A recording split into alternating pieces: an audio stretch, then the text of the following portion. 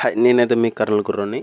ఇప్పుడు వచ్చేసి మనం హైదరాబాద్లో ఏవేవి మనకు దగ్గరలో చూడడానికి ఉన్నాయో అంటే మనం ఇప్పుడైతే ట్యాంక్ బండ్ పైన ఉన్నాం. ట్యాంక్ బండ్ అంటే మూసీ నది అంటే హుస్సేన్ సాగర్ అంటే ట్యాంక్ బండి నెక్లెస్ రోడ్ అంటారు. ఇది ఒక సూపర్ ప్లేస్ అనమాట. ఇక్కడ మనం చూడాల్సినవి ఏవేవి ఉన్నాయంటే ఎన్టీఆర్ గార్డెన్, ఎన్టీఆర్ పార్క్ ఉంది. అటు నుంచి వచ్చేసి ఇక్కడ తెలంగాణ సచివాలయం ఉంది. అటు నుంచి వచ్చేసి మనకు అంబేద్కర్ స్టాచ్యూ ఉంది. అలాగే మనం ఇవన్నీ కాకుండా మనం ఫ్రీగా తిరగాలంటే డబల్ డెక్కర్ బస్సు కూడా ఉంది. డైలీ ఇక్కడ 4 o'clock ఉంటుంది. ఎటువంటి అమౌంట్ లేకుండా ఫ్రీగానే చూపించేస్తారు.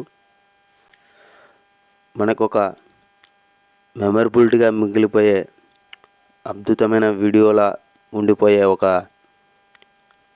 మన లైఫ్ జర్నీలో ఒక మెమరబిలిటీగా ఉండిపోతుంది హైదరాబాద్ వెకేషను. ఇప్పుడు వచ్చేసి మనం ఎన్టీఆర్ పార్కులోకి అయితే వచ్చేసాం. ఇది ఒక సూపర్ ప్లేస్ అనమాట. ఇక్కడ అలా వచ్చేస్తే మనకి ఎదురుగా తెలంగాణ సచివాలయం కనపడుతుంది. అలా వచ్చేస్తే ముందుకి ఇలా పిల్లలతో మనం ఆడుకోవడానికి, సరదాగా ఉండడానికి, గడపడానికి ఉన్న ప్లేస్ ఇది సూపరు. అలాగే మనకు చిన్న చిన్న కీటకాలు, జీవరాశులతో తయారు చేసిన ఇక్కడ చాలా బొమ్మలు అయితే కనపడతాయి. అలాగే ముందుకు వచ్చేస్తే మనం వెడ్డింగ్ షూటింగ్ కానీ, అలాగే మన పిక్స్ కానీ స్టైలిష్ లుక్లో దిగడానికి ఇక్కడ చెట్లతో తయారు చేసిన డిజైన్ అయితే సూపరు. అలా ఇంకొక ముందుకు వచ్చేస్తే మనకు పెద్ద పైనాపిల్తో కనపడుతుంది కదా, అది చాలా ఫ్రూట్స్తో తయారు చేయడం జరిగినది. ఇదొక సూపరు.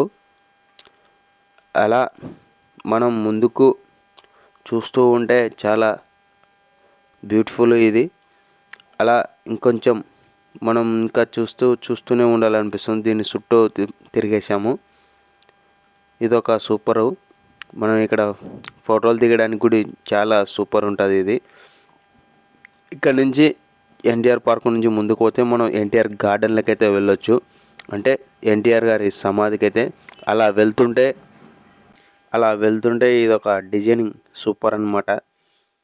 అలా మనం ఎన్టీఆర్ సమాధి కాడికి వచ్చేసి ఎన్టీఆర్ బొమ్మలే, అంటే ఆయన బ్యానర్లో పెట్టారు. ఆయన గురించి లిఖితపూర్వంగా సెలవు పలకడం అయితే ఏం పెట్టలేదు ఇక్కడ.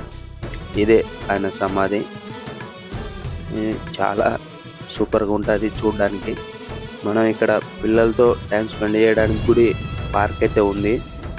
చాలా సూపర్గా అయితే మనం టైం స్పెండ్ చేయొచ్చు. అలాగే ఎదురుగా తెలంగాణ సచివాలయం కూడా మనకు బాగా కనపడుతుంది. ఇక్కడ